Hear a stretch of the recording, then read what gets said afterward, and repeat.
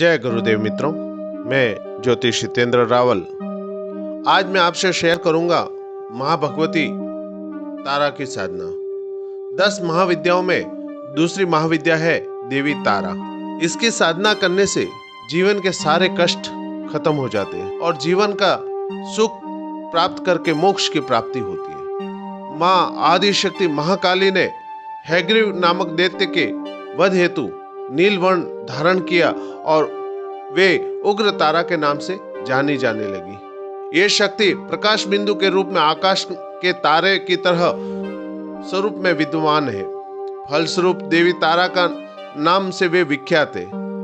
आदि शक्ति काली का यह स्वरूप सर्वदा मोक्ष प्रदान करने वाली है तथा अपने भक्तों को समस्त प्रकार के घोर संकटों से मुक्ति प्रदान करने वाली है। देवी का घनिष्ठ संबंध मुक्ति से है, फिर वो जीवन और मरण रूपी चक्र हो या अन्य किसी प्रकार के संकट से मुक्ति हो। इसमें अगर कोई साधक जिस पर बड़ी से बड़ी तंत्र क्रिया की गई हो और उस क्रिया को खत्म करने के लिए अगर वो देवी तारा की साधना करता है तो उस क्रिया से वो मुक्त हो जाता है और सामने वाले पे ही उसका प्रभाव पड़ता है। जब समुद्र मंथन हुआ था तो उस समय उस समुद्र मंथन से हलाहल विष उत्पन्न हुआ था और उस हलाहल विष को किसी में शक्ति नहीं थी कि उसको पी सके। तब भगवान शिव ने उस हलाहल विष को पिया संसार के दुख को निवारण करने के लिए। तब उनके हलाहल विष पीने के कारण उनके शरीर में शारीरिक पीड़ा और जलन हुई।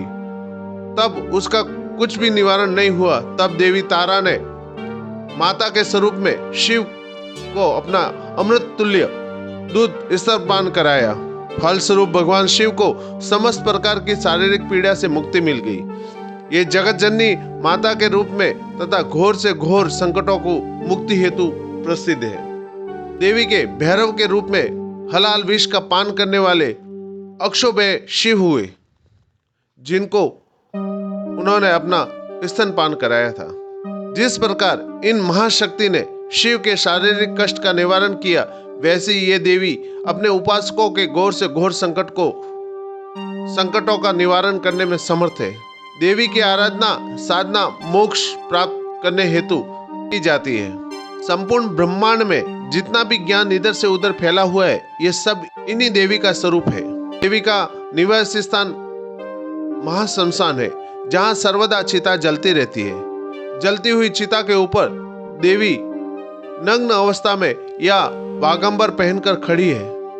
देवी नर खप्परों तथा हड्डियों की मालाओं से अलंकृत है तथा सर्पों को आभूषण के रूप में धारण करती है।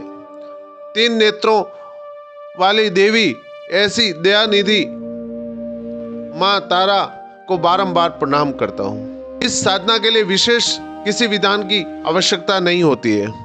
आप इस साधना को किसी भी दिन शुरू कर सकते हो, मंगलवार, शुक्रवार, पंचमी या पूर्णिमा।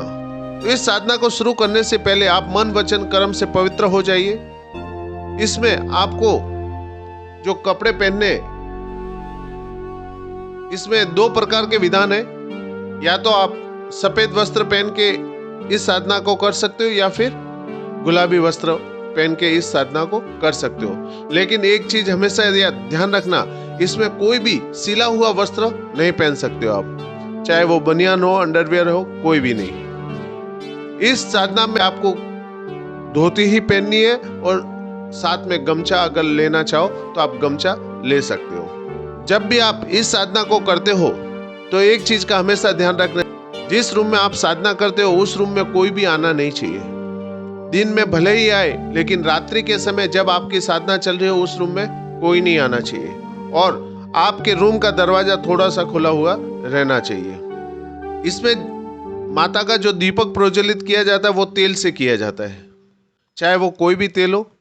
आप माता की साधना आप दक्षिण दिशा में बाजवट रख लीजिए। उस बाजवट पे सफेद या गुलाबी कलर का वस्त्र रेशमी बिछा दीजिए। उस पे एक चावल की ढेरी कर दीजिए। चावल की ढेरी पर माता तारा का फोटो, अक्षो भैरव का फोटो और अपने गुरु का फोटो अवश्य रखें और वहीं पर अखंड दीपक आप प्रज्वलित कर दें। उसके बाद आप 3 बार आचमन कर लीजिए आचमन करने के बाद आप तिलक, रक्षा सूत्र ये सब हाथ में बांध दीजिए।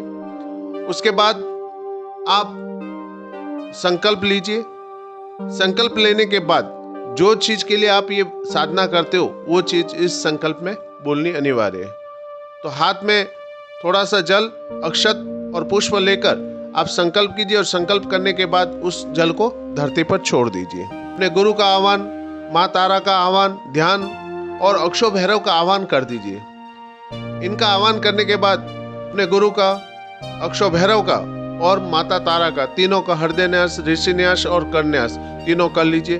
करने के बाद सर्वप्रथम अपने गुरु की एक माला कीजिए। उसके बाद आप अक्षय भैरव के नाम से एक माला कर दीजिए।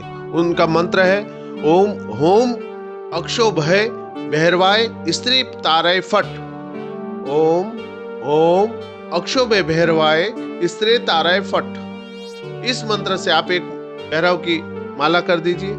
उसके बाद माता तारा की आप माला कर सकते हो। जब भी आप माता की साधना करते हो तो उसमें आपको एक चीज ध्यान रखना है कि रात्रि के 9 बजे के बाद ही आप ये साधना शुरू कर सकते हो।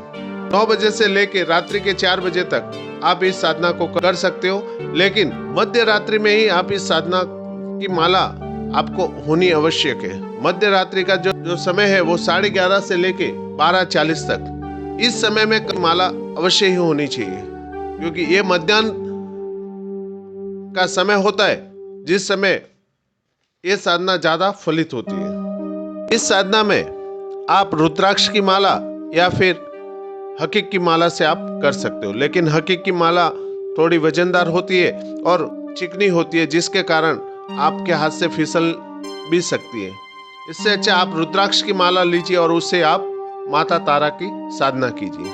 इसमें 2 प्रकार के मंत्र हैं। एक प्रकार का वो मंत्र है जो सात्विक तरीके से किया जा सकता है, जिसमें आपको ऐसे किसी भी प्रकार के बंधन से करने की आवश्यकता नहीं है और जिसमें आपको अखंड दीपक भी प्रज्वलित करके रखने की जरूरत नहीं है। यह साधना 14 दिन की है और प्रतिदिन आपको 51 माला इस मंत्र से करनी है तो 51 माला करनी है। और अगर जो दूसरा मंत्र है गोरक्ष मंत्र से अगर आप साधना करते हो तो आपको कम से कम 101 माला करनी अनिवार्य है और इसमें नियम भी बहुत कड़क रहते हैं और आपका दीपक भी अखंड जलना चाहिए 14 दिन तक। दोनों जो मंत्र है वो मैं आपको बता देता हूँ। पहला जो मंत्र है ओम रीम श्रीम क्लीम श्रीम ताराय नमः। ओम रीम श्रीम क्लीम श्रीम ताराय नमः। ओम रीम श्रीम क्लीम श्रीम ताराय नमः। इस मंत्र से आप अगर साधना करते हो तो आपको 51 माला जप करनी है। और जो गोरक्षनाथ मंत्र जो है वो ओम तारा तुरी स्वाहा, यह तांत्रिक मंत्र है। ओम तारा तुरी स्वाहा, ये छोटा है पर इसमें नियम बहुत कड़क रहते हैं और इसमें जरा सी भी चूक होने पर उपासक के ऊपर तकलीफ आ सकती है। इसलिए आप अगर घर में जप करते हो तो आप जो पहला मंत्र बताया मैंने उसी मंत्र से आप इसका जप कीजिए। जब साधना आपकी पूर्ण हो जाए तो उसके बाद आप 9 कन्याओं को भोजन करा लीजिए, दशांश यज्ञ कर लीजिए। कम से कम 1 ब्राह्मण को आप भोजन करा देना। 9 कन्याओं को जो आप भोजन कराते हो तो उसमें सारी 10 साल तक की उम्र की बच्चियों को ही आप भोजन कराना है। 10 साल से ऊपर की कन्याओं को भोजन नहीं करवाया जाता। इस साधना को करने पर उसका पूर्ण फल आपको प्राप्त होता है और आपके जीवन के सारे कष्ट खत्म हो जाते हैं। अगर आप सबको मेरा ये वीडियो अच्छा लगा हो तो प्लीज मेरे इस चैनल को लाइक सब्सक्राइब जरूर करें और दूसरों को शेयर जरूर करें। माँ भगवती आप सबका कल्याण करे। जय गुरुदेव।